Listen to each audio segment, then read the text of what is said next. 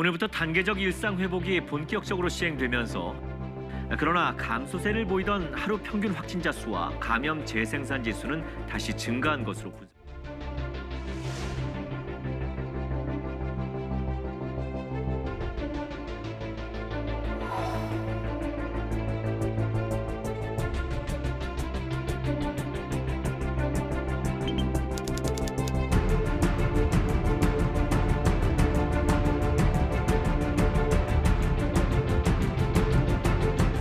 높은 감염 위험을 완화하고 학교의 안전을 지키기 위해서 소아청소년의 적극적인 백신 접종 참여가 중요한 때입니다.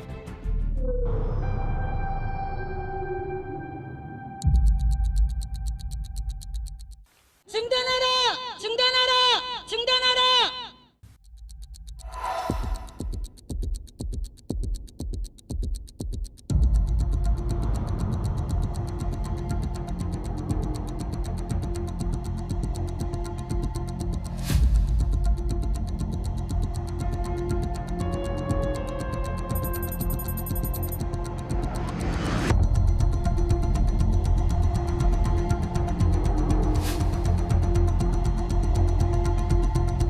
미접종자가 다른 사람들에게 많이 감염을 시키기 때문에 이를 차단해야 된다는 목적보다는 미접종자 자체가 감염에 취약하기 때문에 미접종자를 보호하는 목적이 훨씬 크다는 점을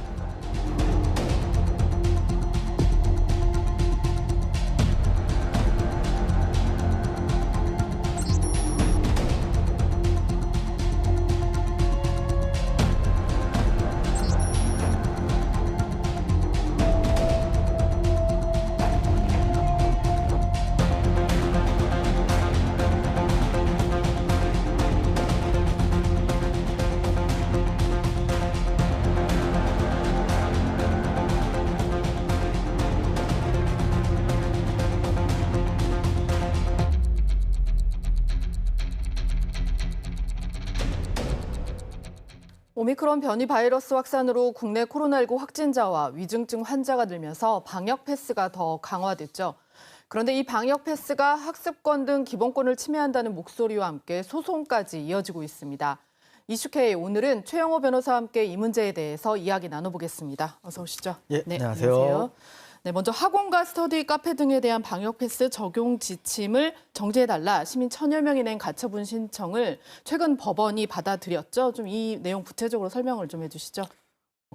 이제 사교육연합이란 단체에서 학원 단체죠, 교육 단체에서 이제 학원, 독서실, 스터디 카페 등 이 부분만 한정이 돼요. 이 부분에 대해서 이제 방역 패스 적용을 정지해달라, 취소해달라 하고. 그 취소 소송과 함께 집행정지도 같이 신청을 한 겁니다. 그래서 집행정지는 빨리 이루어지는 거거든요. 그래서 집행정지 신청이 1월 4일 날 인용이 됐는데 이제 법원 결정문을 좀 살펴보면 아까 이제 나왔듯이 헌법 10조의 인격권, 행복추구권, 자기운명 결정권, 그리고 헌법 15조의 직업 선택의 자유, 학습권, 그리고 헌법 11조의 평등권을 이제 재판부가 얘기를 해요. 그 얘기를 하면서 질병에 대한 치료 예방 조치 결정권이 있다. 그래서 이 결정권이 있고 이게 침해 당했는지 보면 이제 미접종자 같은 경우에는 PCR을 만약에 그 시설을 이용하려면 PCR을 이틀에 한 번씩 받아야 되는데 이러한 어떠한 이틀에 한 번씩 받아야 되는 PCR 조치 검사를 하게 되는 것은 이제 미접종자에 대한 불이익한 조치다라고 판단을 하고 불이익한 조치에 상당한 이유가 있느냐 이걸 봤는데 이제 백신 접종자의 돌파 감염 위험이 미접종자보다 57% 적다고 그래요. 그러면 한 2.3배 정도 이제 더 적은 거다. 그리고 백신 미접종자 감염자 비중은 이제 1,000명당 1.5명이고 접종자의 감염 비율은 0.7명인데 아까 같이 접종 확률이나 어떠한 접종률을 보면 2배 내외다. 네. 그럼 사실 이 정도면 심한 차이가 아니지 않느냐. 그리고 백신이 위험도 낮추고 중증도 낮춘다고 했는데 뭐 거기에 대한 합리적인 근거는 좀 불충분한 것 같다. 그리고 마지막으로 2차 접종이 이미 80% 상회하고 고연령 때는 90%를 상회하는데 3차 접종률도 이미 높아지고 있는데 과연 이런 조치를 통해서 접종률을 높이려고 한다고 하는데 얼마나 더 높아지겠느냐. 예. 이런 이유를 근거로 집행정지가 인용이 됐습니다. 여기서 가장 큰 이유는 사실은 이 한정된 어떠한 제한된 이 업종이잖아요. 네. 거기 업종이 교육과 학습권이에요. 너무 치명적인 영향을 미친다고 본 것 같아요. 백신 접종 효과가 네. 자기 결정권이나 어떤 기본권보다 좀 떨어진다. 예. 뭐 그런 판결인 것 같은데 방역 패스 관련해서 이거 말고 다른 소송도 좀 진행 중인 게 있죠? 예, 지금 말씀드린 건 2021년 12월 17일 날 제기한 소송이고 2021년 12월 30일 날 제기한 소송은 이 지금 말씀드렸던 어떠한 업종 외에 이제 상점, 마트, 식당, 카페, 영화관 등 다중 집합 시설에 대해서 취소 소송과 함께 집행정지 신청을 했고 1월 7일 날 신문이 있었어요. 아마 언론 보도도 많이 있어가지고 많은 분들이 알고 계실 거예요. 예. 앞선 가처분 신청과 관련된 법원 판단에 대해서 정부가 이제 항고하겠다는 입장인데 그러면 이게 앞으로 어떻게 진행이 되는 건가요? 이제 항고심은 따로 열려야 되는 거고 이미 집행정지가 인용이 됐잖아요.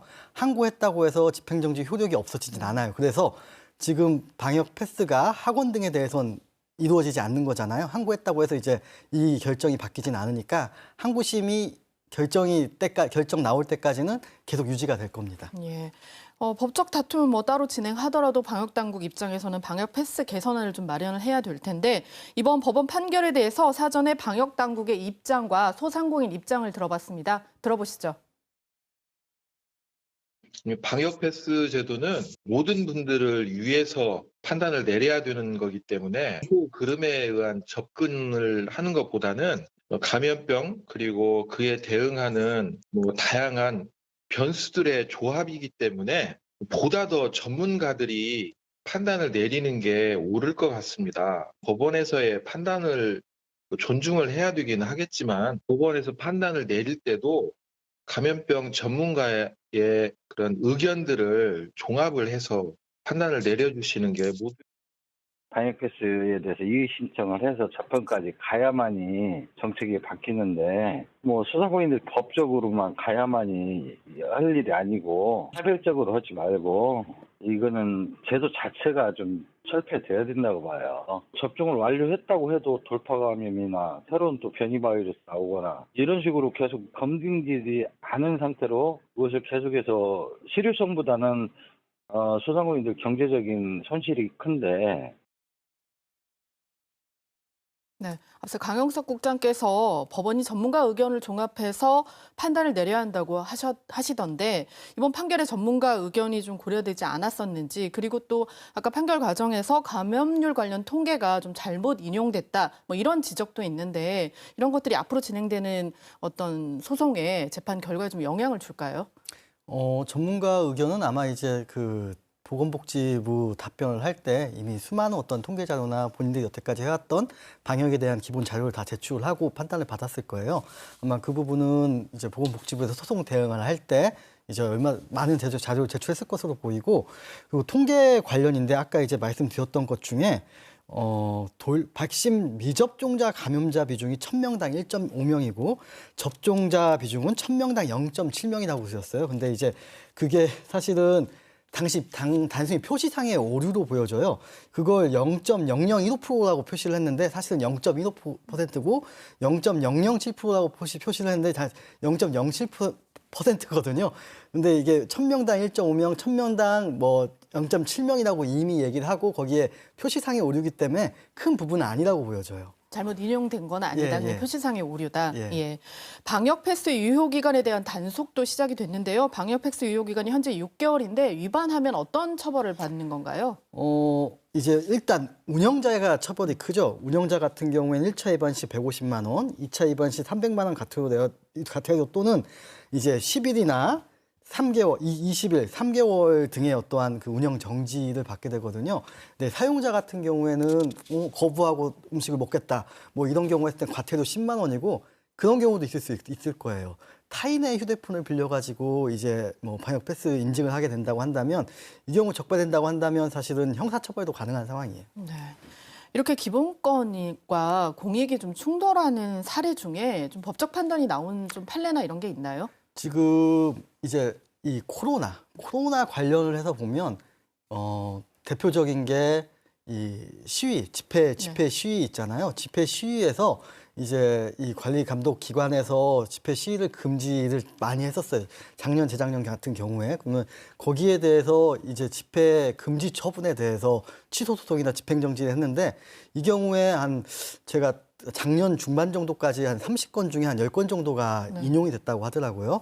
그다음에 또 한 사례는 교회에 예배 금지 조치에 대해서 교회에서 이거에 대해서 또 소송을 낸 경우도 있는데 이 경우에는 좀 기각이 됐고 해외 사례를 좀 살펴보면 독일 같은 경우에 재밌는 사례가 있는데 독일 같은 경우에는 집에서도 집합 제한이 있었어요. 그래서 집에서 생일 파티를 6명을 불러서 생일 파티를 한 사람에게 과태료 처분이 있었는데 그 독일 법원에서는 이거에 현저한 기본권의 침해도 무효다라고 해서 과태료를 무효한 경우가 있고 프랑스 같은 경우에는 자동으로 체온을 측정하는 것에 대해서 금지를 시켰어요.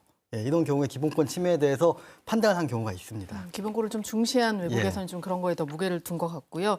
방역 패스는 다른 나라에서도 좀 시행이 될 것 같은데 말씀하신 대로 외국 상황은 좀 어떤지 그리고 또 방역 패스 대체 방안이나 개선 방안이 좀 나온 게 있는지 그것도 좀 궁금한데요. 방역 패스는 지금 해외 선진국 위주로 다 시행을 하고 있고 아마 기술적인 부분도 많이 필요하기 때문에 시행을 많이 하고 있고 이제 사실은 방역 패스라고 하는 거에 대해서 우리가 사회적 거리두기라고 해서 전염을 예방하는 것과 접종률을 올리는 것 사실 두 가지를 구분을 해야 돼요. 기존의 사회적 거리두기는 전염을 좀 방지하는 차원에서 집합 못하게 한 것이고 지금의 어떠한 백신 패스 같은 경우에는 백신 접종률을 높이기 위한 것이거든요. 그러면 사실 생각을 해보면 백신 접종률을 높이기 위해서 누군가에게 지금의 어떤 백신 패스는 징벌적 조치예요. 사실은 그 대중교통 같은 경우에 밀집된 공간임에도 사실 방역 패스 적용하지 않잖아요. 네. 근데 다른데 영화관이나 상점이나 대형 마트 같은 경우에 금지를 한다고 하는 거는 그 미접종자들이 느끼기에는 나에게 징벌적 조치라고 생각을 할 수 있거든요. 그럼 사실 이 접종률을 높이는 어떠한 방안 중에 징벌적 조치와 시혜적 조치가 있다고 한다면 간단하게 생각하면 재난지원금이나 이런 어떠한 시혜적 조치에 있어서 방역 패스를 전제로 한다고 했을 때 많은 사람들이 맞지 않을까. 지금처럼 일괄적으로 어떠한 이동 제한이나 기본권 제한을 전제로 하는 것이 아니라 오히려 시혜적 조치로 유도를 하는 게 훨씬 더 기본권 침해를 좀 회피하는 수단이 있지 않을까라는 생각이 듭니다. 백신 접종을 좀 유도하는 방안들을 좀 더 마련해야 된다 이런 예. 말씀이신 것 같은데 오늘 말씀 고맙습니다. 네, 감사합니다.